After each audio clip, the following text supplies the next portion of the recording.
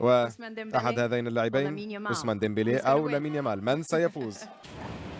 واش كان فيديو جديد نهار جديد وكلشي جديد. وقبل ما نبدا الفيديو دير معكم داك لايك اللي جا جديد تابونو في لاشين داك الجرس باش توصلوا كلشي جديد.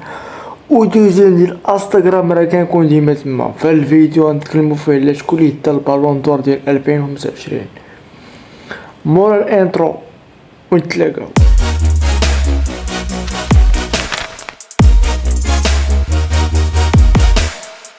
البالون دور ديال 2025 كانت دارت اليوم وليدها ديمبélé، عثمان ديمبélé. وأحد هذين اللاعبين عثمان ديمبélé أو لامين يامال، من سيفوز؟ ديمبélé. عثمان ديمبélé.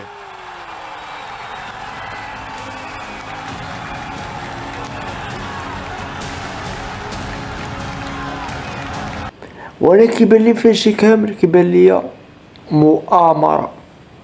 غتقول لي علاش؟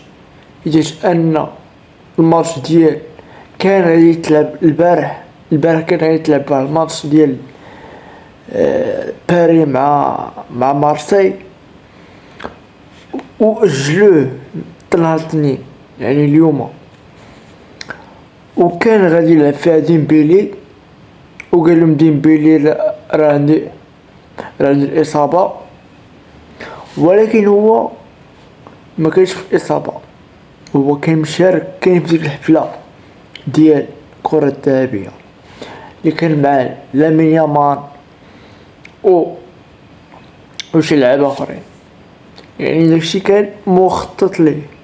ولكن في داك الماتش ديال باري مع مارسي كان مشى لعب اشرف حكيمي. اذا اشرف حكيمي تا هو مرشح للكره الذهبيه ومشى لعب في داك الماتش باري. واخا ديمبélé كاين مع في نفس الفرقه قال لهم عندي اصابه ولا ما عرفت، يعني بحال بغى يكمل الخطه ديال الخليفي. داكشي اللي طرا. حكيمي مشى يلعب في باري وديمبélé هو اللي دا الكرة الذهبية، ماشي لامين يامال، ماشي رافينيا، ماشي حكيمي. واخا ان بزاف ديال الناس صوتوا على حكيمي، ولكن انا قبل ما يدار داك الكرة الذهبية باينه بان اشرف حكيمي هو اللي غيدي الكرة الذهبية. حيت علاش؟ حيت هو اللي عنده اكثر اهداف في باريس سان جيرمان ماشي ديمبélé كتصلو غير اسيست. يعني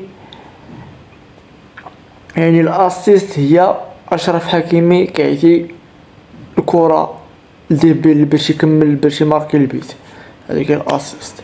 وبالنسبه لديمبélé ما دار والو في باري، والو. وجا دا كرة ذهبية فابور.